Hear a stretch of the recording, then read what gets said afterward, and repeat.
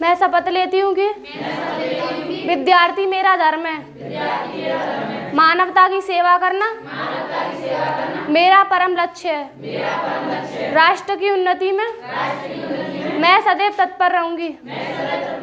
अपने कर्तव्य मार्ग पर आगे बढ़ते हुए एक स्वच्छ, सुंदर तथा भ्रष्टाचार मुक्त मैं भारत का निर्माण करूंगी। जय हिंद। हम लोग बायोलॉजी में अध्ययन कर रहे हैं किस चीज़ का? ग्लैंड्स का। ग्लैंड्स का अध्ययन कर रहे हैं। ग्लैंड्स मतलब ग्रंथियों का। और ग्रंथियां क्या हैं? हमारे शरीर में कुछ ऐसे गांठ हैं, थैले हैं। जिस तरीके से आप रस्सी में गांठ बांधते हो ना, तो रस्सी में गांठ बांधते हो, ऐसे हमारे शरीर में कुछ गांठ बंधी हुई हैं। तो उन गांठों से क्या होता है? या तो एंजाइम निकलेगा या फिर हार्मोन्स निकलेंगे। ठीक है, दो चीज़ निकलती हैं, या एंजाइम निकलेंगे या हार्मोन्स निकलते हैं। तो इसीलिए मुख्य रूप से वैसे तो दो ही प्रकार के जो है ग्लैंड्स होते हैं, लेकिन एक जो है दोनों चीज़ निकालने वाली होती है तो फिर मिक्स्ड हो जाती है। तो जो एंजाइम निकालती है उसको क्या बोलते हैं? एक्सोक्राइन। उसको क्या बोलते हैं? एक्सोक्राइन। जो हार्मोन्स ये एंजाइम निकालती है, एक्सोक्राइन बोलते हैं। या फिर इसको क्या बोलते हैं? हिंदी में क्या बोलते हैं? बहिस्रावी ग्रंथि। बहिस्रावी ग्रंथि बोलते हैं। तो हमने कल बताया था कि इससे एंजाइम निकलता है। सबसे पहली पहचान क्या है? इससे एंजाइम निकलता है। बहिस्रावी ग्रंथि से क्या निकलता है? एंजाइम निकलता है। और ये जो है ब्लड के साथ टच नहीं होना चाहिए। एंजाइम जो है ब्लड के साथ टच नहीं होना चाहिए। तो फिर ये कैसे जाएगा? ब्लड के साथ टच नहीं होगा तो फिर एक नली होगी, एक डक्ट होगा। तो ये इसमें डक्ट होता है। इसमें प्रवाह के लिए क्या होता है? डक्ट होता है, अर्थात नली होती है। तो ये नलिका इसमें होती है, डक्ट होता है, नलिका होती है इसमें। तो इसलिए ये ध्यान रखना है, इसमें नलिका होती है। नलिका के माध्यम से इसका एक जो है वांछित स्थान तक परिवहन होता है। ठीक, जैसे मैंने लेक्राइमल ग्रंथि के बारे में बताया था कि आँखों में, ऊपर वाली पलकों में जो है हमारे आँखों में लेक्राइमल ग्रंथि पाई जाती है, जहाँ से आंसू का श्रावण होता है। तो अब वो आंसू का श्रावण हो रहा है तो वो जो है मतलब है तो ग्रंथि यहाँ, लेकिन आंसू कहाँ से निकलते हैं? इस पोर से, कॉर्नर से निकलते हैं आँखों के ना, इस वाले पोर से निकलते हैं। तो उस पोर तक जो है कैसे पहुँच रहा है? वहाँ से लेक्राइमल ग्रंथि से, डक्ट की सहायता से, नली की सहायता से। ठीक, तो इसीलिए आंसू में कभी देखा है कि खून निकल रहा है, केवल पानी जैसा निकलता है, क्योंकि वो ब्लड के साथ मिक्स नहीं हो रहा है। ब्लड के साथ मिक्स होगा तो वो खराब रहेगा, खराब हो जाएगा।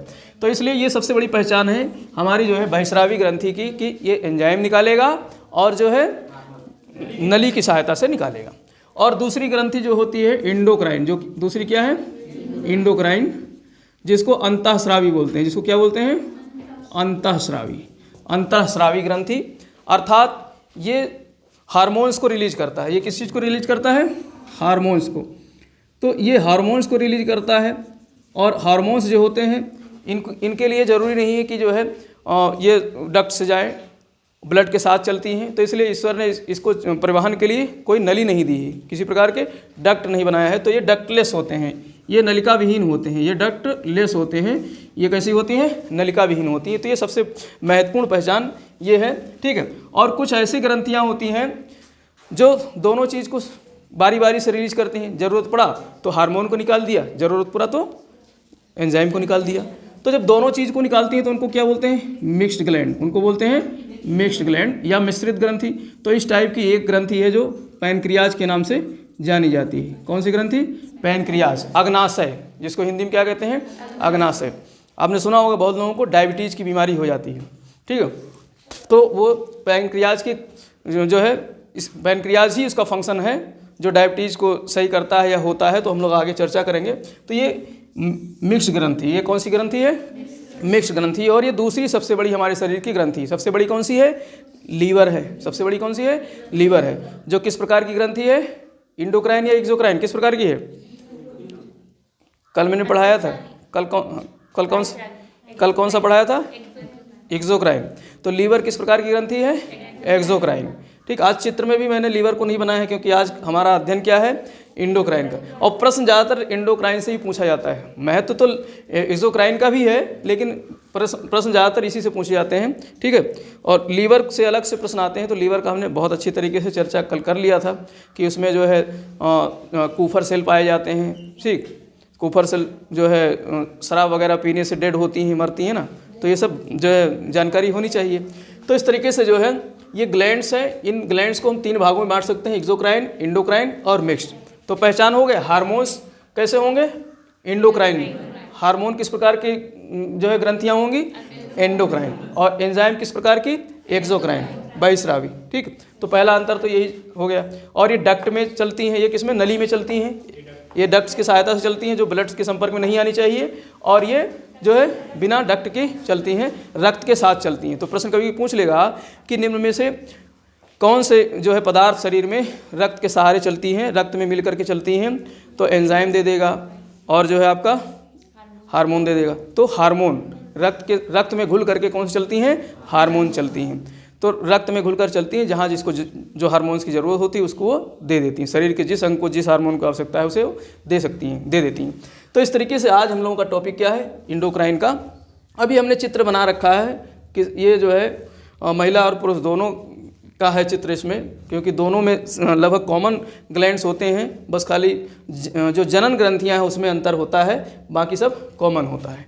ठीक, तो इसमें हम लोग ऊपर से चलेंगे नीचे तक, जो है कहाँ कहाँ जो है हमारे सर में कौन सी ग्रंथि है, और हमारे गले में कौन सी ग्रंथि है, वक्ष में कौन सी ग्रंथि है, ठीक है, पेट में, उदर में, और फिर जो है जनन ग्रंथियाँ कौन कौन सी हैं, ये सब। हमारे जो सर है, हमारी खोपड़ी है, उसमें मुख्य रूप से 3 ग्रंथियाँ पाई जाती हैं। मुख्य रूप से 3 ग्रंथियाँ हैं जो है एक तो आपका हाइपोथैलेमस है, ठीक है, पीनियल है और पिट्यूटरी है। हाइपोथैलेमस, पीनियल और पिट्यूटरी। हाइपोथैलेमस हमने जब ब्रेन पढ़ाया था तो वहाँ भी बताया था। हाइपोथैलेमस ब्रेन है ना, थैलेमस और हाइपोथैलेमस ब्रेन के भाग हैं। अग्र मस्तिष्क में पढ़ाया था जब, तो वहाँ पर अग्र मस्तिष्क के 3 भाग बताए थे। कौन कौन से? सेरेब्रम और थैलेमस और हाइपोथैलेमस। जो मतलब इस प्रकार की जो प्रतिवर्ती क्रियाएं हैं वो कौन बताता है? हाइपोथैलेमस बताता है। ठीक, तो ये हाइपोथैलेमस जो होता है ये सारी ग्रंथियां जितनी हैं सबको नियंत्रित करता है। क्या करता है? नियंत्रित करता है। और ये जो है हाइपोथैलेमस जो हाइपोथैलेमिया नामक एक जो हार्मोन को रिलीज करता है, जिससे ये सबको क्या करता है? नियंत्रित करता है। ठीक है, और ये हमारे जो है अग्र मस्तिष्क में पाया जाता है। जो अग्र मस्तिष्क वाला भाग है वहाँ पर स्थित होता है कौन? हाइपोथैलेमस। ठीक है, मस्तिष्क में, ब्रेन में होता है ये। और दूसरा जो पीनियल ग्लैंड है, पीनियल ग्लैंड ये हमारे जो है अंतःस्रावी ग्रंथि की सबसे छोटी ग्लैंड है। सबसे छोटी ग्रंथि है ये, जो है मटर के दाने से भी छोटी होती है। मटर के दाने के बराबर लगभग उतनी छोटी होती है पीनियल ग्रंथि। कौन सी? पीनियल ग्रंथि। और ये जो है हमारे जो मस्तिष्क है, मस्तिष्क के एकदम बिल्कुल जो हमारा सामने वाला हेड है इसके पीछे होता है। इसी के अगर आप मतलब सुज्जा लेकर इसमें घुसेड़ो तो पीछे यहाँ पर जो है स्थित होता है। कहाँ पर? यहाँ पर। देखो ये हेड है इसका, और यहाँ से इसके जस्ट पीछे है। ठीक, और यहाँ पर शंकर जी की क्या होती है? तीसरी आँख। तो पीनियल ग्रंथि को क्या कहा जाता है? थर्ड आई भी कहा जाता है। पीनियल ग्रंथि को क्या कहा जाता है? थर्ड आई भी कहा जाता है। प्रश्न यहाँ से बनते हैं कि कौन सी ग्रंथि को तीसरा नेत्र कहा जाता है, तीसरी आंख कहा जाता है? तो किसको कहा जाता है? पीनियल ग्रंथि को कहा जाता है। क्यों कहा जाता है? इससे 2 जो है हार्मोन्स रिलीज होते हैं। 2 कौन कौन से? एक तो मेलाटोनिन और सेरोटोनिन। 2 हार्मोन्स रिलीज होते हैं। कौन से? मेलाटोनिन और सेरोटोनिन। अब मेलाटोनिन हम लोग जो अंधकार और प्रकाश का जो पहचान करते हैं वो मेलाटोनिन कराता है, क्योंकि मेलाटोनिन एक ऐसे जो है रसायन का जो है ऐसे हार्मोन्स का रिलीज करता है जिससे हमको सुबह और शाम का भान होता है, अंधेरे का और जो है उजाले का भान होता है। तो कौन कराता है? मेलाटोनिन कराता है। और सेरोटोनिन, जो सेरोटोनिन ग्रंथि है, सेरोटोनिन जो हार्मोन्स है वो हमको सुलाती है, नींद लाती है। ज़्यादा रिलीज होगा तो ज़्यादा नींद आएगी। आप देखा होगा बच्चे लोग जो है थोड़ा सा थपकी दे दो तो बच्चे लोग क्या हो जाते हैं? सो जाते हैं। मम्मी गोद में ली, हिलाने लगी तो उसका जो है सेरोटोनिन निकलना शुरू हो गया, बच्चा तुरंत सो जाता है। तो बच्चों में ये ज़्यादा एक्टिव रहता है। पीनियल ग्लैंड जो है बच्चों में ज़्यादा जो है एक्टिव रहता है। तो पीनियल ग्लैंड चूँकि हमको जो है समय का भान कराती है, समय का भान कराती है, तो इसको बायोलॉजिकल क्लॉक भी कहते हैं। पीनियल ग्लैंड को क्या कहते हैं? बायोलॉजिकल, जैविक घड़ी। तो शरीर का कौन सी ग्रंथि जैविक घड़ी है? तो कौन सी है? पीनियल ग्रंथि है। ठीक, हमारे शरीर जिस तरीके से हम लोग घड़ी लगाते हैं उस तरीके से हमारे शरीर के अंदर भी जैविक घड़ी पाई जाती है। ये तो वो किसकी वजह से होता है? मेलाटोनिन और सेरोटोनिन की वजह से, खास करके मेलाटोनिन, क्योंकि ये अंधेरे और उजाले का हमको क्या कराती है? भान कराती है। तो ये समय का ही तो हो गया। अंधेरा उजाला किस चीज़ की पहचान है? समय का ही पहचान हो गया। तो इसलिए, और ये ज़्यादातर किस में एक्टिव होता है? बच्चों में एक्टिव होता है। जैसे जैसे आदमी बड़ा होता जाएगा, प्रौढ़ावस्था बुजुर्गावस्था आ जाएगी, तो देखा होगा आपने घर में अगर दादा बाबा हैं तो रात भर टहलते रहते, जल्दी नींद नहीं आती, सोते नहीं हैं। क्यों? क्योंकि उनके अंदर सेरोटोनिन नामक जो है हार्मोन्स का रिलीज कम होता है, बच्चों में ज़्यादा होता है। तभी बच्चा एक पल रो रहा है, दूसरी पल सो गया, तुरंत पता चला घर्राटे मार रहा है, अभी तो रो रहा था और दूसरी पल उसकी खर्र खर्र की आवाज़, घर्र की आवाज़ आ रही, घर्राटे। तो उसके अंदर सेरोटोनिन जो है ज़्यादा रिलीज होता है, तो ये बच्चों में ज़्यादा पाया जाता है। ठीक, और इसके अलावा दूसरी है पिट्यूटरी ग्लैंड। तो इसको जो है क्या कहते हैं? बायोलॉजिकल क्लॉज और थर्ड आई कहते हैं। किसको? पीनियल ग्लैंड को। तो ये दो चीज़ आपको याद रखना है। पीनियल ग्लैंड एक तो सबसे छोटी ग्लैंड है, अंतःस्रावी ग्रंथि में सबसे छोटी ग्रंथि है, और इसको बायोलॉजिकल क्लॉक भी कहते हैं, जैविक घड़ी के नाम से भी जानी जाती है, और इसे तीसरी नेत्र या थर्ड आई भी कहते हैं। ठीक, और इसके अलावा जो पिट्यूटरी ग्लैंड है, ये जो है हमारे शरीर की बहुत महत्वपूर्ण ग्रंथि है, जो सभी ग्रंथियों को क्या करती है? मास्टर करती है, सबको जो कंट्रोल में रखती है। इन सबका बाप कौन है? हाइपोथैलेमस। लेकिन पिट्यूटरी ग्लैंड से डायरेक्ट कौन कंट्रोल होते हैं? सारी ग्रंथियाँ पिट्यूटरी ग्लैंड से। तो यहाँ से प्रश्न अक्सर पूछा जाता है कि मास्टर ग्रंथि किसको कहा जाता है? तो पिट्यूटरी ग्लैंड को। किसको कहा जाता है? पिट्यूटरी ग्लैंड को मास्टर ग्रंथि कहते हैं, मास्टर ग्लैंड कहते हैं। क्यों? क्योंकि सबका ये मास्टर है, सबको पढ़ाता है। ठीक, लेकिन इन सबका बाबा कौन है? हाइपोथैलेमस है। ठीक, तो उसे जो है लेकिन पिट्यूटरी को मास्टर ग्लैंड कहा जाता है। इससे जो है 5 प्रकार के मुख्य रूप से जो है क्या निकलते हैं? हार्मोन्स निकलते हैं। क्यों निकलते हैं? क्योंकि सबको देना है ना, कुछ थोड़ा थोड़ा सबको कंट्रोल करना है, तो सब प्रकार की इसके पास में दवा है, सब दवाइयाँ रिलीज करता है, सब प्रकार की दवाइयाँ सबको देता है कि तुम्हारे अंदर कुछ कमी हो गई तो तुम ले जाओ, तुम्हारे अंदर कुछ कमी हो गई तो मतलब इन जो है ग्लैंड्स को, कोई ग्लैंड काम करना कुछ कम कर दी तो उसको कह देगा ले लो, रिलीज कर लो, ले जाओ ये हमारे यहाँ से। तो क्या क्या रिलीज करता है? TSH करता है इसको, जैसे थायराइड स्टिमुलेटिंग हार्मोन कहते हैं, थायराइड स्टिमुलेट TSH का मतलब हो गया थायराइड स्टिमुलेटिंग जो है हार्मोन। अब हमारे शरीर में गर्दन के पास एक थायराइड ग्रंथि भी पाई जाती है, गर्दन के पास में एक थायराइड, जैसे हमारे खोपड़ी में जो है 3 प्रकार की मुख्य ग्रंथियां हैं अंतःस्रावी, ऐसे ही थायराइड ग्रंथि हमारे गर्दन में पाई जाती है। कहाँ पाई जाती है? गर्दन में। थायराइड और जो है आपका पैराथायराइड, 2 ग्रंथियां जो है थायराइड और पैराथायराइड कहाँ पाए जाते हैं? गर्दन में पाए जाते हैं। ठीक, तो अब थायराइड का काम क्या है? थायरोक्सिन का निर्माण करना, जिसकी वजह से आपने कुछ लोगों को देखा होगा घेंघा हो जाता है ना, तो इस टाइप के रोग जो है थायराइड की कमी से। तो अगर कहीं शरीर में थायराइड ग्रंथि सो गई, काम करना कम कर दी, तो ये कहती है TSH ले जाओ हमसे, थायराइड वाले TSH ले जाओ, हम तुमको स्टिमुलेट कर रहे हैं, तुमको क्या करने? जगा रहे हैं। तो कौन जगाती है? Pituitary gland. तो इसलिए ये TSH का जो है वो रिलीज करती है, यानी थायराइड ग्रंथि को स्टिमुलेट करती है। स्टिमुलेट मतलब उसको उत्तेजित करती है। किसको? थायराइड ग्रंथि को उत्तेजित करती है कि भैया अगला आदमी जो है उसके अंदर आयोडीन की कमी हो रही है, उसके अंदर जो है घेंगा निकल रहा है, उसके शरीर का विकास नहीं हो रहा है, तो तुम अपना काम करना शुरू कर दो, नहीं तो बच्चा छोटा रह जाएगा, बौना रह जाएगा, या ज़्यादा रिलीज हो गया तो पता चलेगा बड़ा दानव बन जाएगा। तो इसको पिट्यूटरी ग्लैंड नियंत्रित करती है। और इसके अलावा STH का रिलीज करती है, सोमैटोट्रोपिक हार्मोन्स का रिलीज करती है। कौन? Pituitary gland. सोमैटोट्रोपिक। इसकी वजह से क्या होता है? अगर इसका कम रिलीज होगा तो बच्चा बौना रह जाएगा, बच्चा क्या हो जाएगा? बौनापन उसके अंदर आ जाएगा। और ज़्यादा रिलीज होगा तो बहुत बड़ा हो जाएगा, भीमकाय बन जाएगा, जो है एकदम जैसे खली को देखा नहीं, खली, तो खली के अंदर जो है STH ज़्यादा रिलीज हुआ होगा, खली के अंदर STH सोमैटोट्रोपिक हार्मोन्स ज़्यादा रिलीज हुआ होगा, इसलिए खली क्या हो गया?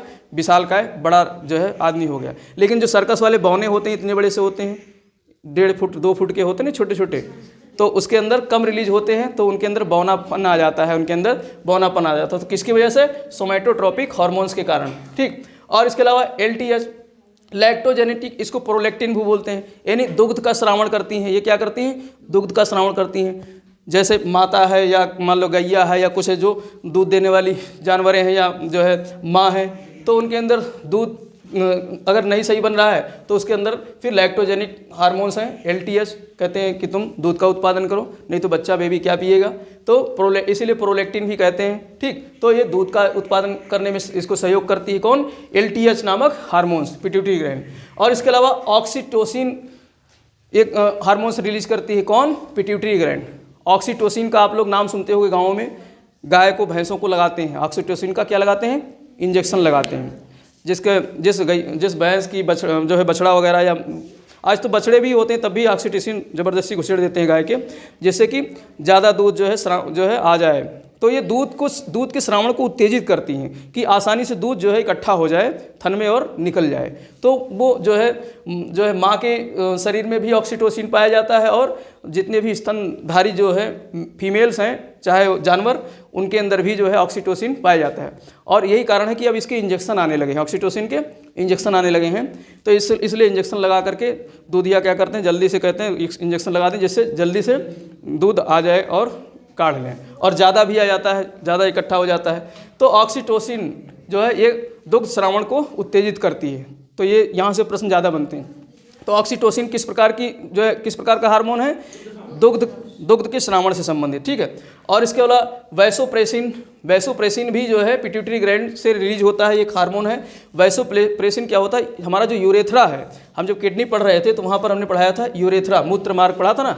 तो ये मूत्र मार्ग में एक्चुअली एक्टिव होता है। वहाँ पर क्या होता है, अगर ज़्यादा रिलीज हुआ ये तो मूत्र को गाढ़ा कर देता है। क्यों? क्योंकि पानी का अवशोषण करता है। और अगर कम रिलीज हुआ तो मूत्र को पतला कर देता है।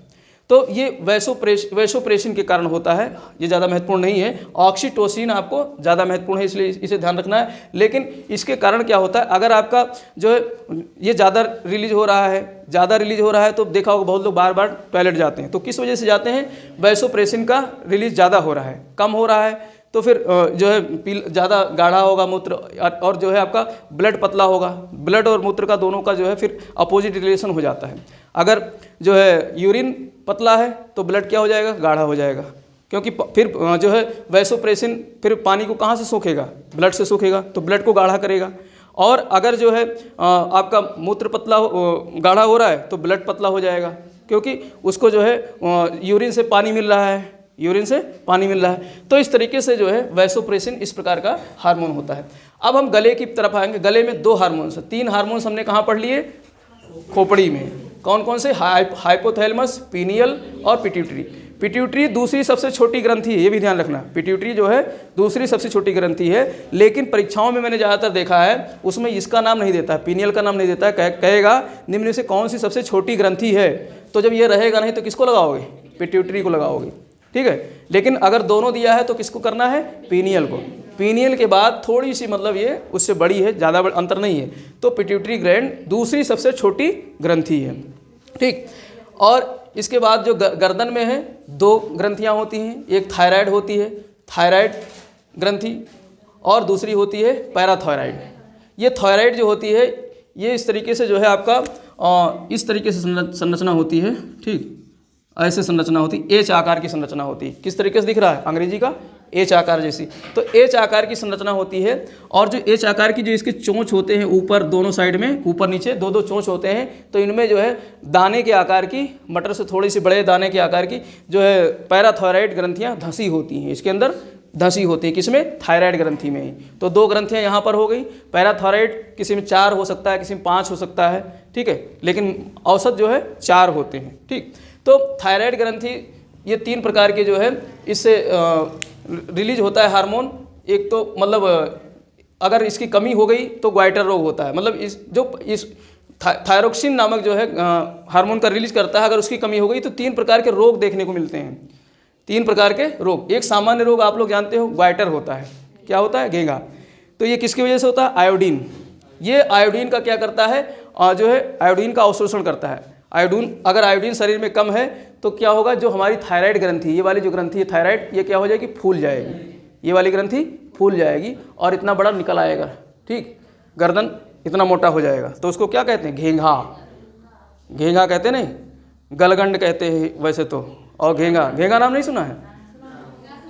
हमारे गाँव में एक आदमी थे, वो जो है गोबरे नाम था, गरीबे नाम था। तो वो बेचारे ऐसे घेंघा लेके ऐसे, उनके 2 निकले थे ऐसे, इस तरीके से 2 लटकाए थे। जाने उनके जो एच था ना, ये दोनों निकल गया था, ये इन दोनों में जो है लटक गया था, इन दोनों में। तो आयोडीन जो है, इसीलिए नमक हम लोग खाते हैं, कौन सा, आयोडीन युक्त नमक खाते हैं, कि जो है आयोडीन की कमी शरीर में ना होने पाए, ठीक है।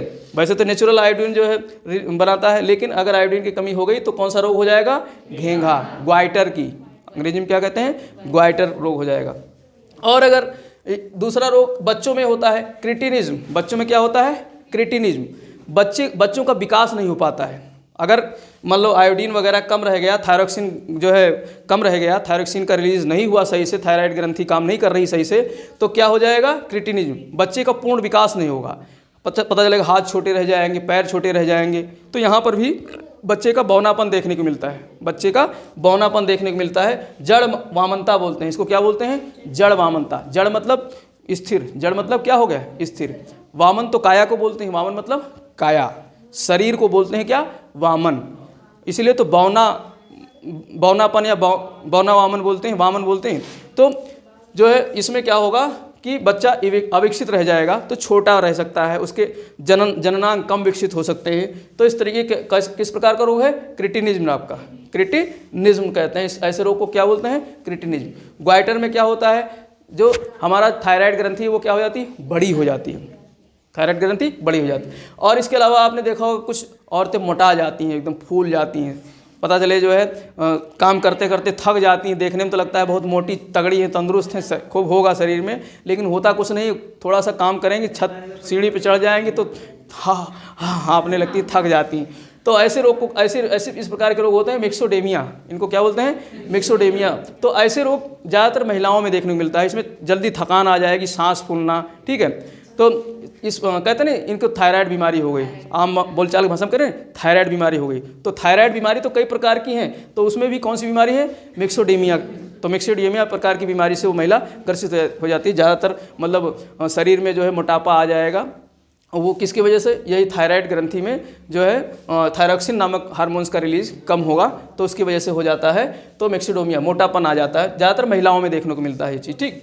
तो ये दो ग्रंथि, एक ग्रंथि ये हो गई। दूसरी पैराथायराइड, जो पैराथायराइड जो मैंने बताया, ये चारों कोनों पर धसी होती हैं, उसको क्या बोलते हैं, पैराथायराइड। अब पैराथायराइड जो है कैल्शियम और फास्फेट का जो है रिलीज करती हैं। क्या रिलीज करती हैं, कैल्शियम और फास्फेट को रिलीज करती हैं। तो कैल्शियम, हड्डियों का ज़्यादातर जो है निर्माण किससे हुआ है, कैल्शियम से हुआ है। तो यानी हमारे शरीर में ऐसा नहीं कि जो हड्डी एक बार बन गई वो बनी रहती है, हड्डी हमेशा बनती रहती है, वो ख़त्म होती रहती है, एक प्रक्रिया चलती रहती है। तो किसकी वजह से, पैराथायराइड के। तो शरीर में हड्डियों का विकास किसकी वजह से होता है, पैराथायराइड ग्रंथि की वजह से। पैराथायराइड ग्रंथि शरीर में हड्डियों को विकसित करता है, ठीक है, जिसमें भी फास्फेट और जो है कैल्शियम दोनों मिलकर के इसका विकास करते हैं, ठीक है। तो इसलिए ये ग्रंथि भी जरूरी है, पैराथायराइड ग्रंथि। तो दो ग्रंथि हमारे कहाँ की हो गई, गले की हो गई, गर्दन की हो गई, और एक ग्रंथि वक्ष पे पाई जाती है। यहाँ से सीधे प्रश्न शरीर का पूछ लेता है, थायराइड ग्रंथि कहाँ पाई जाती है, तो कम से कम शरीर तो याद रखो, बाकी मतलब ज़्यादा गहराई में ना याद रखो, तो कम से कम ये तो हाइपोथैलेमस कहाँ पाई जाती है, पीनियल कहाँ पाई जाती है, पिट्यूटरी ग्लैंड कहाँ पाई जाती है, तो ये तो याद रहना चाहिए, कहाँ पाई जाती है, मस्तिष्क में, ठीक है। और थायराइड ग्रंथि कहाँ पाई जाती है, गले में, ठीक। अभी बहुत लोग थायराइड बीमारी बात करते हैं, उनसे पूछ लो थायराइड कहाँ है, तो नहीं बता पाएंगे कहाँ थायराइड है, लेकिन अब आज से क्लियर हो जाना चाहिए, थायराइड और पैराथायराइड हमारे जो है गले में। तो थायराइड जो मतलब जिसको कहते थायराइड बीमारी है, तो उसमें किसकी कमी से होता, कौन सा रोग होता है, मिक्सोडेमिया रोग होता है, उसको बोलते हैं, ठीक। और जो थाइमस है हमारे वक्ष में पाया जाता है, हमारे सीने में पाया जाता है, सीने के जो है पास में होता है, वक्ष के स्थल में होता है, जिसको क्या बोलते हैं, थाइमस। ये भी बच्चों में ज़्यादा जो है इसका जो है विकास होता है। तो इसमें प्रोटीन और लिम्फोसाइट का जो है सिक्रेशन होता है, किसका, प्रोटीन। तो शरीर में प्रोटीन का निर्माण कहाँ होता है, थाइमस ग्लैंड, थाइमस ग्रंथि से होता है। कहाँ से होता है, थाइमस ग्रंथि से। तभी तो देखा होगा बच्चे जो है खेलते कूदते रहते हैं, गिर जाते हैं, जल्दी रिपेयर हो जाता है, सही हो जाते हैं, क्योंकि उनके अंदर प्रोटीन बन रहा है। जब उम्र बढ़ती जाती है तो हमारे अंदर थाइमस ग्रंथि काम करना धीरे धीरे कम कर देती है, तो प्रोटीन को हमको क्या करना पड़ता है, दूध वगैरह से लेना पड़ता है, अंडा मीट खाकर प्रोटीन लेना पड़ता है। डॉक्टर कहते हैं ना इलाज कराने जाओ कि तुम्हारे अंदर प्रोटीन की कमी है, ये प्रोटीन पाउडर पियो, ये पियो, ताम झाम पियो ना। तो क्योंकि ये बच्चों में ज़्यादा विकसित होता है, कौन सा, थाइमस ग्रंथि। और इसके अलावा ये क्या, लिम्फोसाइट बनाती है, क्या बनाती है, लिम्फोसाइट। और लिम्फोसाइट हमने बताया था क्या है, ये एंटीबॉडीज़ का निर्माण करती है ना, एंटीबॉडीज़ का निर्माण करती हैं। और एंटीबॉडीज़ क्या करती है, बीमारियों से सहायता करती। तो छोटे बच्चे कभी देखा होगा मतलब ज़्यादा कभी बीमार होते हैं, वैसे क्या अक्सर वो मतलब इधर उधर घूमते रहते हैं, फिर भी वो उनकी लड़ने की क्षमता ज़्यादा अच्छी होती है। अगर खांसी खुर्रा कुछ वैसा हो भी गया तो दवा की ज़रूरत नहीं है, अपने आप ही उनका शरीर कवर कर लेता है, क्योंकि उनके अंदर थाइमस ग्रंथि है जो कि लिम्फोसाइट का क्या करती है, निर्माण करती है। तो ये लगभग 15 वर्ष तक ये ग्रंथि एक्टिव रहती है, हालांकि बाद में रहती है लेकिन कम हो जाता है, उसकी मात्रा जो है कम, सिक्रेशन की मात्रा कम हो जाती है, तो प्रोटीन और लिम्फोसाइट का निर्माण बाद में धीरे धीरे कम हो जाता है यहाँ। तो ये थाइमस ग्रंथि हमारे शरीर के किस हिस्से में है? वक्ष में है। कहाँ पर है?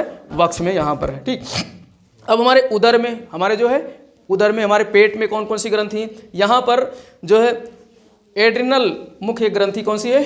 एड्रिनल। यहाँ से बहुत प्रश्न आते हैं। एड्रिनल ग्रंथि हमारी जो किडनी है, किडनी को रेनल भी कहते हैं। किडनी को क्या कहते हैं? रेनल। और जो किडनी हमारी होती है, इस तरीके से किडनी होती है, ठीक है, ऐसे किडनी होती है। तो किडनी पे ऊपर टोपी नुमा भाग होता है। क्या होता है? टोपी। तो ये कैप जो होता है, इसी कैप को क्या बोलते हैं? एड्रिनल। अधिवृक्क, इसको अधिवृक्क बोलते हैं। हिंदी में क्या बोलते हैं? अधिवृक्क। अधिवृक्क, वृक्क, हिंदी में किडनी को वृक्क बोलते हैं। और वृक्क के ऊपर रखा हुआ है, उसका सहयोगी आधा है, तो क्या कर बोलते हैं? अधिवृक्क, अधिवृक्क। तो इसे, हालांकि अंग्रेजी में किडनी को रीनल बोलते हैं, और रीनल का सहयोगी क्या है? एड्रिनल। एड मतलब सहायता करना, एड मतलब सहायता करना। तो दोनों किडनियों पे एक टोपी लगी हुई है, जिसको क्या बोलते हैं? एड्रिनल ग्रंथि। कौन सी? तो प्रश्न यहीं से पूछ लेगा, शरीर में एड्रिनल ग्रंथि कहाँ पाई जाती है? लीवर पे पाई जाती है, किडनी में पाई जाती है, हार्ट में पाई जाती है। कहाँ पाई जाती है? किडनी पाई जाती है। तो ये बारीकियों को समझा करो भाई। गहराई में इतना प्रश्न नहीं पूछा जाता है बायोलॉजी में, ऊपर ऊपर का पूछा जाता है, लेकिन वो जानकारी जब होगी तभी तो आप कर सकते हो। तो एड्रिनल ग्रंथि हमारे किस में पाई जाती है? किडनी के ऊपर पाई जाती है। उसमें भी देगा किडनी के नीचे पाई जाती है, बीच में पाई जाती है, ऊपर पाई जाती है। कहाँ पाई जाती है? ऊपर पाई जाती है। दोनों किडनियों पे ये लगी रहती है, ठीक है। और इससे जो हार्मोन रिलीज होता है, एड्रीनैलिन बोलते हैं। इसको क्या बोलते हैं? एड्रीनैलिन। हम लोग जब पढ़ रहे थे तो खाली इतना याद था, एड्रीनैलिन, बाकी कोई हार्मोन हम लोगों को याद नहीं था, सही बताऊं। क्योंकि जैसा हम तुम्हें पढ़ा रहे हैं, ऐसे कभी हमने पढ़ा ही नहीं बायोलॉजी, ना किसी टीचर से पढ़ा, ना कभी किसी ने, क्योंकि बायो था ही नहीं हमारे। हाई स्कूल के बाद हमने साइंस पढ़ी ही नहीं, तो और कोई टीचर भी नहीं मिला पढ़ाने वाला। अगर मैंने कोचिंग भी की तो वहाँ भी हमको साइंस इससे नहीं पढ़ाया गया। तो सिर्फ क्या याद था? रटा दिया गया था एड्रोनैलिन, क्योंकि इससे प्रश्न बहुत आते थे, तो हम लोग रटे थे एड्रोनैलिन। इसको बोलते हैं फाइट एंड फ्लाइट हार्मोन। क्या बोलते हैं? फाइट, लड़ो और उड़ो हार्मोन। इसको बोलते हैं लड़ो और उड़ो हार्मोन। क्यों कहते हैं लड़ो और उड़ो? क्योंकि जब कभी इंसान जो है किसी आपात स्थिति में होता है, जैसे किसी से लड़ाई हो गई, किसी से क्या हो गई? लड़ाई हो गई, तो लड़ाई वाली स्थिति में एड्रीनल जो है, एड्रीनल हार्मोन क्या हो जाएगी? सक्रिय हो जाएगी। और वहाँ से क्या रिलीज होगा? एड्रेनालिन नामक हार्मोन निकलने लगेगा। ये ग्रंथि, एड्रीनल ग्रंथि जो है सक्रिय हो जाएगी और क्या निकालेगी? एड्रीनैलिन को निकालेगी, एड्रीनैलिन हार्मोन को रिलीज करेगी। तो ये हार्मोन जब निकलेगा तो हमारे रोंगटे खड़े हो जाएंगे, गुस्सा आएगा, सांस फूलेगा, ठीक है, इस टाइप की चीज़ें बनेंगी। तो अगर कोई कंट्रोल कर लिया तो वहाँ से निकल गया, और नहीं कंट्रोल कर पाया तो ये क्या करेगा? वहाँ फाइट करवाएगा, मार करवाएगा, और मार करवा के कहेगा भाग जाओ नहीं तो पीटोगे बाद में। तो इसीलिए इस हार्मोन को क्या कहते हैं? लड़ो और उड़ो, फाइट एंड फ्लाइट। तो ये लड़ाने का काम करता है, लड़ाने भिड़ाने का काम कौन करता है? एड्रीनल ग्रंथि करती है, और एड्रेनैलिन हार्मोन करता है। तो ये बहुत ही महत्वपूर्ण है, इसको जो है ये हमेशा याद रखो। यहाँ से प्रश्न अक्सर पूछे जाते हैं, किसी भी परीक्षा में पूछा जाता है कि कौन सी ग्रंथि जो है लड़ो और उड़ो ग्रंथि, लड़ो और उड़ो हार्मोन्स के नाम से जानी जाती है? तो एड्रेनैलिन हार्मोन को कहते हैं लड़ो और उड़ो। क्यों कहते हैं? क्योंकि इसके रिलीज होने से इंसान के अंदर गुस्सा आता है, इंसान के अंदर जो है गुस्सा में वृद्धि होती है, उसके ब्लड प्रेशर में वृद्धि हो जाएगी, उसका रोंवा खड़ा हो जाएगा, ठीक है, मुंह से आवाज़ जो है बहुत तेज़ निकलेगी। ये सब उसकी पहचान है। जब ऐसे आदमी को देखो तो समझ जाओ इसके अंदर क्या निकल रहा है? एड्रेनलिन। अब उससे बच जाओ, निकल जाओ, नहीं तो फिर वो उसको लड़ाएगा कौन? एड्रेनलिन लड़ाएगा उसको, तो वो मारपीट करेगा और फिर पता चलेगा आपके अंदर ये हार्मोन निकल ही नहीं रहा है, आप मार खा के भाग रह जाओगे वहाँ। तो इस ऐसे आदमी से फिर बचना चाहिए। तो इसीलिए जो है वैज्ञानिकों ने इसका नाम ही रख दिया फाइट एंड फ्लाइट, लड़ो और उड़ो, भिड़ाओ और निकल लो, ठीक। और हाँ, और यहाँ पर एक जो है इसी उदर गुहा में ही पैनक्रियाज पाया जाता है, लेकिन ये कैसी ग्रंथि है? मिक्स्ड ग्रंथि है। तो मिक्स्ड को हम लोग अभी बाद में देखेंगे। अब हम लोग आते हैं अपने निचले जननांगों में। महिला और पुरुष में अलग अलग जननांग होते हैं, ठीक, जिसको गोनाड्स ग्लैंड बोलते हैं। क्या बोलते हैं? गोनाड, जनद ग्रंथि। गोनाड को अंग्रेजी में GONAD, गोनाड ग्लैंड बोलते हैं, और हिंदी में कहते हैं जनद ग्रंथि। कौन सी ग्रंथि? जनद ग्रंथि, ठीक। तो जनद ग्रंथि, अब चूंकि पुरुष में टेस्टिस जनद ग्रंथि है और महिलाओं में ओवरीज होता है। तो महिलाओं में जो ओवरीज होता है, यहाँ से 3 प्रकार के हार्मोन रिलीज होते हैं। ओवरीज से क्या निकलते हैं? 3 प्रकार के हार्मोन रिलीज होते हैं, ठीक। कौन कौन से? एस्ट्रोजन निकलता है, जो हमने पढ़ाया था पूरा कि एस्ट्रोजन जो है मेंस्ट्रुअल साइकिल को सही करता है, ठीक, तो एस्ट्रोजन निकलता है। प्रोजेस्टेरॉन निकलता है। प्रोजेस्टेरॉन किससे बना है? प्रोटेक्ट शब्द से बना है। किससे बना है? प्रोटेक्ट। जो बच्चा जो है भ्रूण जो होता है, भ्रूण कहाँ होता है, कहाँ पे लाकर जो है प्लेस कर दिया जाता है? प्लेसेंट ओवरी में, या जो है ओविडक्ट में, या आपका यूटेरस में। कहाँ रहता है? यूटेरस में। तो यूटेरस में जब बच्चा रहता है भ्रूण के रूप में, तो उसको क्या करता है? प्रोजेस्टेरॉन प्रोटेक्ट करता है, उसकी सुरक्षा करता है, इसीलिए इसको कहते हैं प्रोजेस्टेरॉन। तो ये हार्मोन भी रिलीज होता है महिला में। किस में होता है? तो यहाँ से बहुत प्रश्न आते हैं। प्रोजेस्टेरॉन हार्मोन पुरुष में रिलीज होता है कि महिला में रिलीज होता है? किस में होता है? महिला में रिलीज होता है। और इसके अलावा रिलैक्सिन होता है। क्या होता है? रिलैक्सिन। डिलीवरी के समय रिलैक्सिन नामक हार्मोन रिलीज होता है, जिससे बच्चा आसानी से जो है आ जाता है, पैदा ले लेता है। तो इसको क्या बोलते हैं? Relaxin hormone. ठीक, तो रिलैक्सिन, अब जैसे कोई माँ जो है गर्भवती है और जा करके इलाज कराने गई डॉक्टर के पास में, तो डॉक्टर ऐसे दवा दे देंगे कि रिलैक्सिन हार्मोन रिलीज ही ना हो। फिर कहेंगे जो है अरे बच्चा नॉर्मल नहीं हो रहा, डिलीवरी करनी पड़ेगी, और मतलब वो ऑपरेशन करना पड़ेगा। और उसमें भी कौन सा ऑपरेशन करना पड़ेगा? बड़ा वाला, चीरा लगाना पड़ेगा। तो ये डॉक्टर बड़े समझदार होते हैं, मतलब वो समझदार इसलिए होते हैं क्योंकि उन्होंने ऐसी दवा, और कहेंगे कि ये वाली दवा ज़रूर खाना, माता से कहेंगे ये वाली दवा जरूर खाना, जिससे रिलैक्सिन हार्मोन रिलीज ना हो। और जब रिलीज ना होगा तो नॉर्मल डिलीवरी होगी नहीं, फिर आपको पूजना पड़ेगा 30,000 40,000 रुपये, पेट चिरवाना पड़ेगा। तो ये सब बचकर रहना, ध्यान रखना। तो रिलैक्सिन हार्मोन जो है ऐसी दवा दे देते हैं कि वो रिलीज ही ना हो, और रिलीज नहीं होगी तो मजबूरी में फिर जो है ऑपरेशन कराना पड़ेगा। तो इस तरीके से 3 हार्मोन, सब कुछ ईश्वर ने बना दिया है, लेकिन हम सब बिगाड़ते हैं अपने आप, जानबूझ करके खिलवाड़ करते हैं अपने शरीर के साथ में। तो ये जो है 3 प्रकार के हार्मोन रिलीज होते हैं महिला के अंदर, एस्ट्रोजन, प्रोजेस्टेरॉन और रिलैक्सिन। और जो पुरुष होता है, पुरुष के पास गोनेड अंग कौन से होते हैं? जनन ग्रंथि, टेस्टिज होता है। टेस्टिज से जो है स्पर्म निकलता है और टेस्टोस्टेरोन निकलता है। क्या निकलता है? टेस्टोस्टेरोन, जिससे कि मतलब जो आपका टॉयलेट वगैरह में गंध आती है तो किसकी वजह से आती है? टेस्टोस्टेरोन। अक्सर देखा होगा आप लोगों ने कि जो है कहीं गाड़ी वाड़ी खड़ी रहती है बाइक पे, तो कुत्ते आकर के खड़ा होकर के वहाँ पे शुश कर देते हैं। फिर उसके बाद में गाड़ी आप लेके जाओ तो 4 कुत्ते पीछे लग जाते हैं कि नहीं? तो वो आपके गाड़ी पीछे नहीं लगे हैं। कुत्तों की तो एक सीमा रेखा होती है ना, कुत्ते अपना एरिया बना कर रखते हैं। अगर उसके एरिया में दूसरा कुत्ता कोई पहुँच जाएगा तो फिर मतलब उसको काट लेंगे। तो अब उस कुत्ते को ये पता है ना कि ये कोई कुत्ता जा रहा है, ये कोई कुत्ता जा रहा है, और उसके पीछे लग जाते हैं, फिर काफ़ी दूर तक पीछा करते हैं। ठीक, तो वो क्यों करते हैं? क्योंकि वो उसको गंध पता चलेगी दूसरे कुत्ते की। ठीक है, तो कुत्तों के अंदर जो ग्रहण शक्ति ज़्यादा तेज होती है, तभी तो डॉग्स को किस में रखा है? स्क्वाड्स में रखा जाता है, उसमें डिप्लॉयड किया जाता है, आर्मी वगैरह में रखा जाता है ना, क्योंकि उनकी ग्रहण शक्ति तेज होती है। तो इसीलिए हम तो अक्सर अपनी 4 व्हीलर जब लेके जाते हैं कहूँ, यहाँ से लखनऊ लेके जाते हैं ना, तो 4 कुत्ते पीछे लग जाते हैं, जहाँ देखो वहीं चौराहे पे। तो हम ससुर समझ नहीं पाते थे क्यों होता है। अब यहाँ पे समझ पाया कि टेस्टोस्टेरोन के कारण होता है। क्योंकि खड़ी रहती है गाड़ी तो पता चलता नहीं टायर पे कौन सा कुत्ता आकर शुरू कर गया, और उसके बाद में गाड़ी लेके चले तो उसकी महक लग रही है। अब वो कुत्ता तो जहाँ गाड़ी खड़ी थी उस इलाके का है, और उसकी महक दूसरे इलाके के कुत्ते के यहाँ पहुँच गई, तो कुत्ता कहेगा ये हमारे एरिया में आ गया है दूसरा कुत्ता, और ये भी भारी बड़ा सा कुत्ता है, तो उसका पीछा करो। तो ऐसे पीछे लग जाता है। तो इस तरीके से ये जो है ये सारे क्या है? तो टेस्टोस्टेरोन क्या है? हार्मोन ही है, जो किस में पाया जाता है? पुरुष में। ठीक, और महिला में 3 हार्मोन्स हैं, एस्ट्रोजन, प्रोजेस्टेरॉन और रिलैक्सिन। ठीक, तो ये सब क्या हो गए हमारे जो है कौन से? एंडोक्राइन ग्रंथियाँ, और उनसे निकलने वाले जो है हार्मोन्स। एंडोक्राइन ग्रंथियों से क्या निकलते हैं? हार्मोन्स निकलते हैं। अब एक हमारा बच्चा मिक्स्ड ग्लैंड, कौन सा? Mixed gland. और मिक्स्ड ग्लैंड क्या निकालता है? मतलब मिक्स्ड ग्लैंड से जो है दोनों चीज़ निकलती हैं। क्या क्या? हार्मोन भी निकलती हैं और एंजाइम भी निकलती हैं। ठीक, हार्मोन तो एंजाइम तो हमने पढ़ा दिया था पाचन के समय में, लेकिन यहाँ पर बस उसका नाम ले लेंगे, और पाचन को आप देख लेना जा करके, क्योंकि वहाँ पर जब हम पढ़ा रहे थे तो पैनक्रियाज से निकलने वाले जो है, पैनक्रियाज से 3 प्रकार के रस निकलते हैं। मतलब हमारे शरीर में वसा का पाचन होता है, कार्बोहाइड्रेट का पाचन होता है, और किसका पाचन होता है? प्रोटीन का। तीनों चीज़ों का पाचन जो है छोटी आंत में होती है, लेकिन रस कौन छोड़ता है जो तीनों चीज़ों को पाचन करती है? पैनक्रियाज। ठीक है, तो वो एंजाइम निकलते हैं 3 प्रकार के। ठीक, तो यहाँ पर जो है पैनक्रियाज जो होता है इसको अग्नाशय कहते हैं, जो हमारे जो है डिओडेनम से जुड़ी रहती है, आहार नाल से जुड़ी रहती है। ठीक है, वो जो है आपका जो उदर गुहा है उसके पास में ही स्थित होती है, एक पत्ते की नुमा, एक पत्ते के आकार की होती है पत्ती जो है, तो उसको बोलते हैं पैनक्रियाज। क्या बोलते हैं? पैनक्रियाज बोलते हैं। अब ये जो है दूसरी सबसे बड़ी ग्रंथि है हमारे शरीर की सबसे बड़ी ग्रंथि तो लीवर है, ओवरऑल की बात करें, ठीक है, तो लीवर है। और दूसरी सबसे बड़ी ग्रंथि कौन सी है? पैनक्रियाज है, ठीक। तो अब ये पैनक्रियाज जो है हार्मोन, एंजाइम और हार्मोन दोनों, तो पहले एंजाइम को देख लेते हैं। एंजाइम में इसमें 3 प्रकार के मुख्य एंजाइम निकलते हैं, लाइपेज, एमाइलेज और ट्रिप्सिन।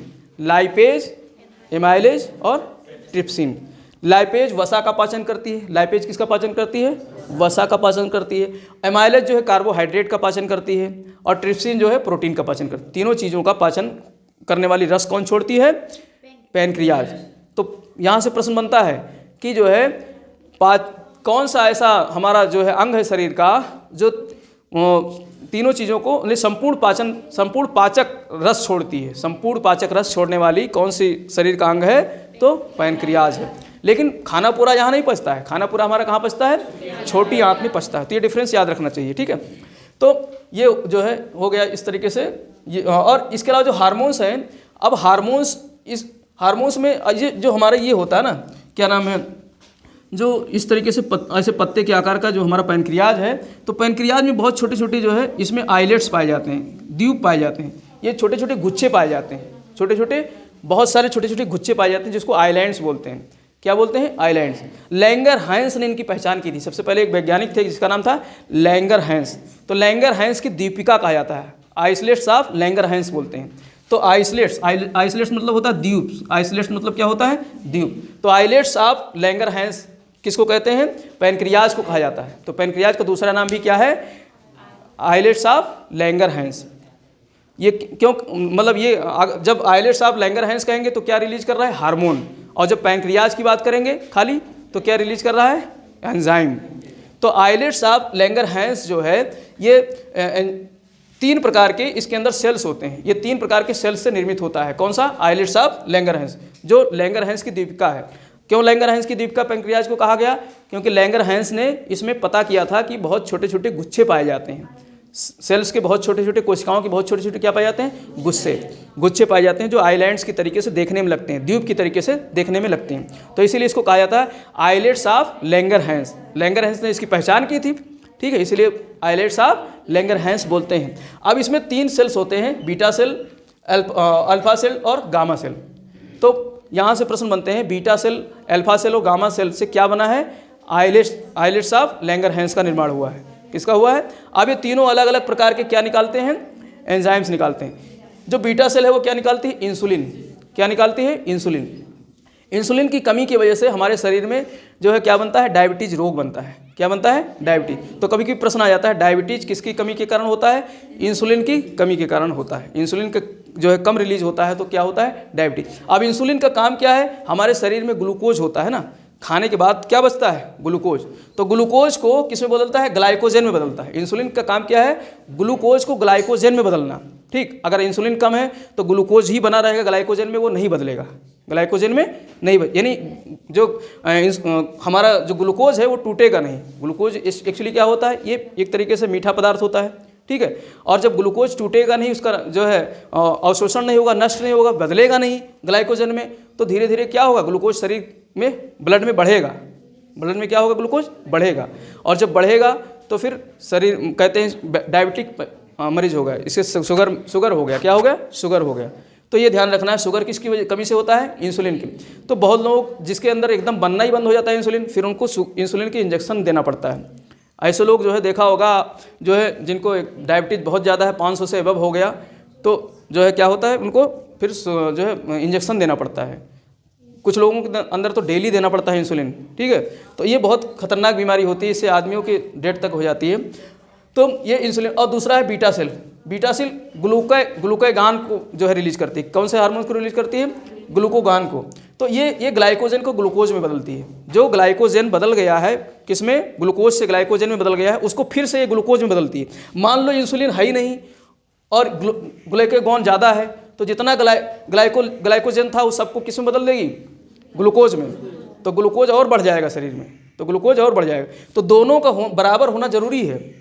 शुगर मतलब ग्लूकोज को ग्लाइकोजन में बदलने के लिए इंसुलिन का भी होना जरूरी है, और ग्लाइकोजन को पुनः जो है ग्लूकोज में बदलने के लिए बीटा सेल का, अल्फा सेल का भी होना जरूरी है। कौन से सेल का? अल्फा सेल का भी होना जरूरी है। तो अल्फा सेल से ग्लूकागॉन का जो रिलीज होता है, ग्लूकागॉन जो एक हार्मोन है, तो ये भी जरूरी है होना।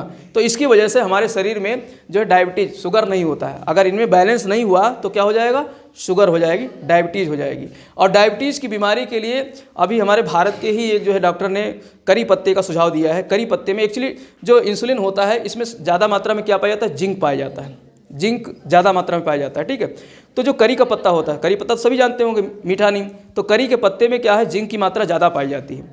अगर करी के पत्ते का सेवन करे, रोज़ चबाए 4-5 पत्ते लेकर के डायबिटीज़ वाला पेशेंट, तो उसके अंदर जिंक की कमी नहीं रहेगी। ठीक है, और जिंक की कमी नहीं रहेगी तो कहीं ना कहीं जो है हमारा जो शुगर लेवल है वो मेंटेन रहेगा। ज़्यादा बढ़ा होगा तो दिक्कत है, लेकिन एक अगर बढ़ रहा है तो उसको क्या कर देगा, वो कंट्रोल कर देगा। ठीक है, तो ये ध्यान रखना, नोट कर लो। अगर घर में कोई है बीमार तो उसको कह दो करी का पत्ता चबाए, और रोज़ जामुन का सेवन करे, जामुन का।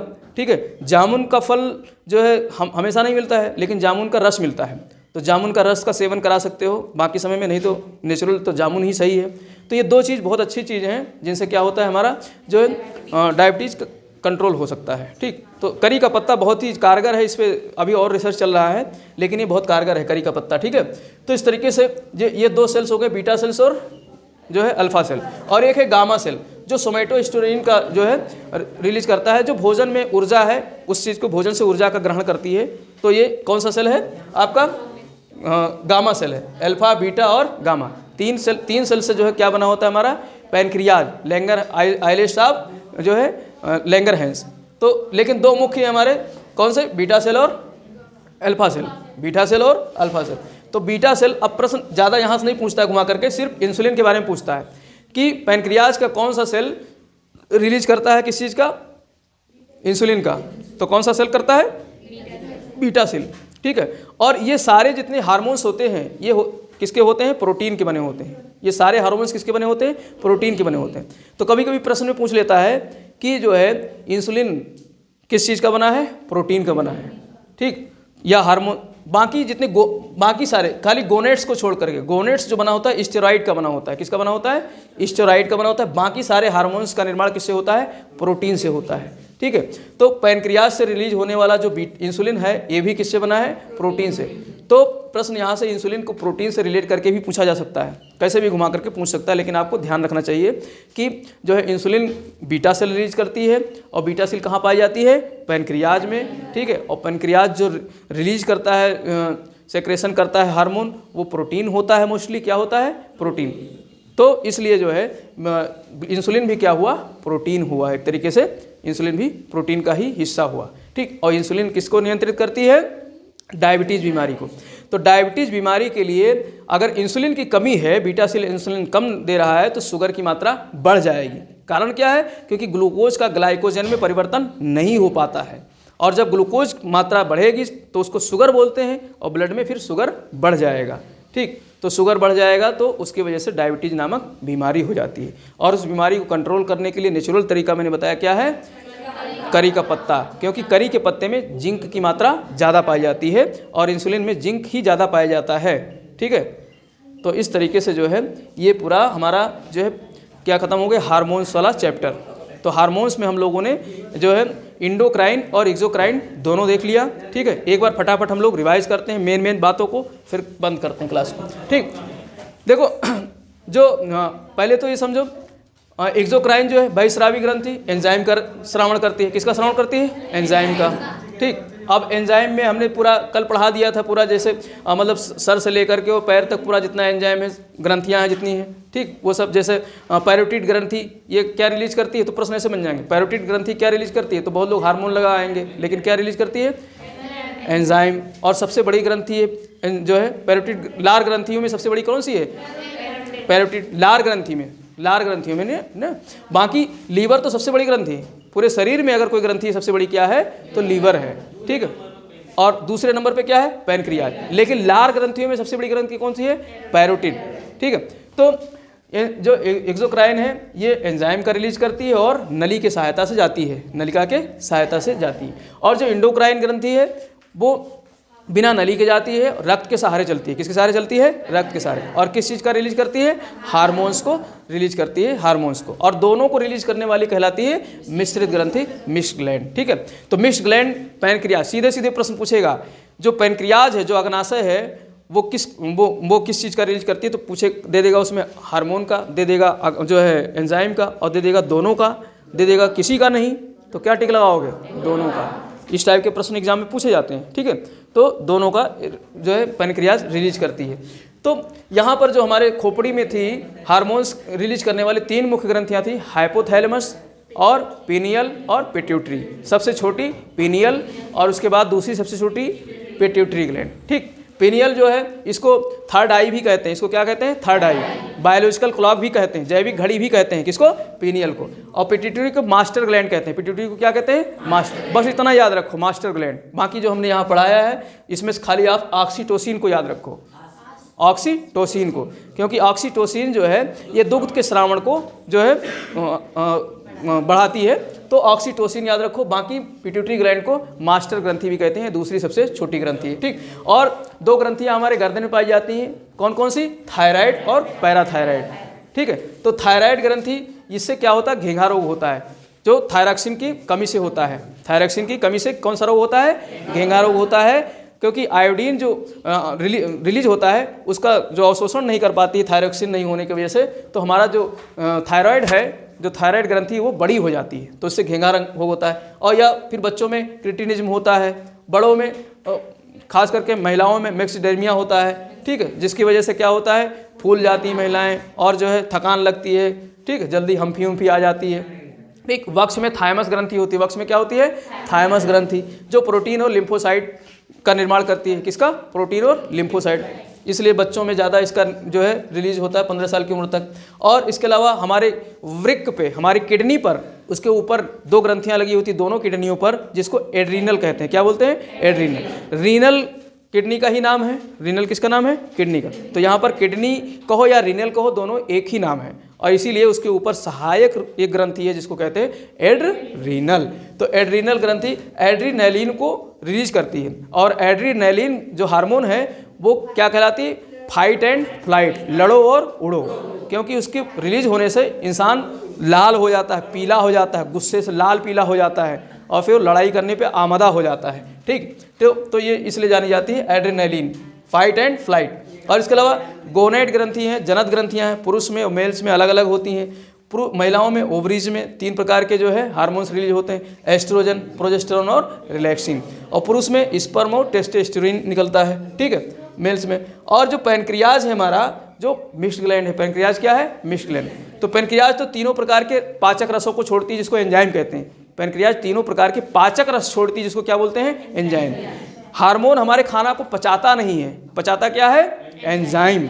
तो 3 प्रकार के पाचक रस छोड़ती है कौन? पैनक्रियाज। कौन कौन से? लाइपेज, एमाइलेज और आपका ट्रिप्सिन। ट्रिप्सिन प्रोटीन का पाचन करती है, लाइपेज किसका पाचन करती है? वसा का, और आपका एमाइलेज कार्बोहाइड्रेट का पाचन। तो 3 चीज़ों का पाचन करने वाली रस छोड़ती है कौन?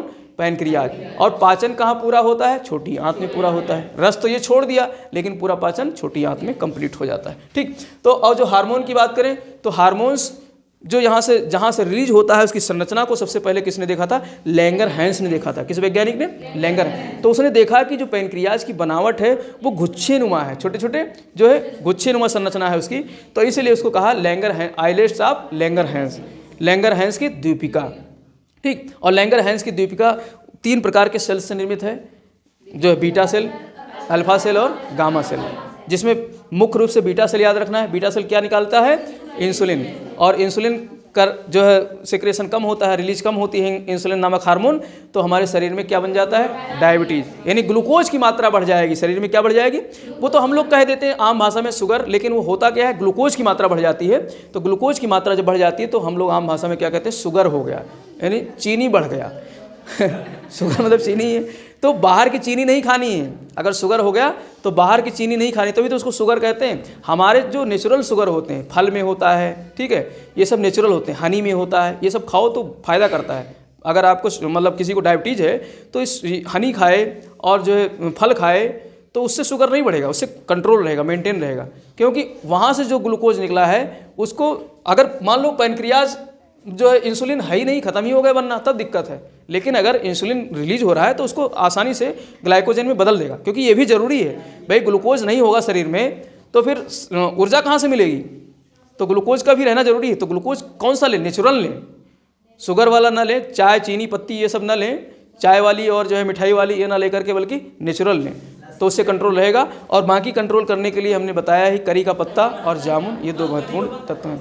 ठीक है, करी का पत्ता यहाँ से तोड़ के ले जाओगे, यहाँ कहाँ है ठीक है, तो इस तरीके से ये चैप्टर जो है कंप्लीट हो जाता है।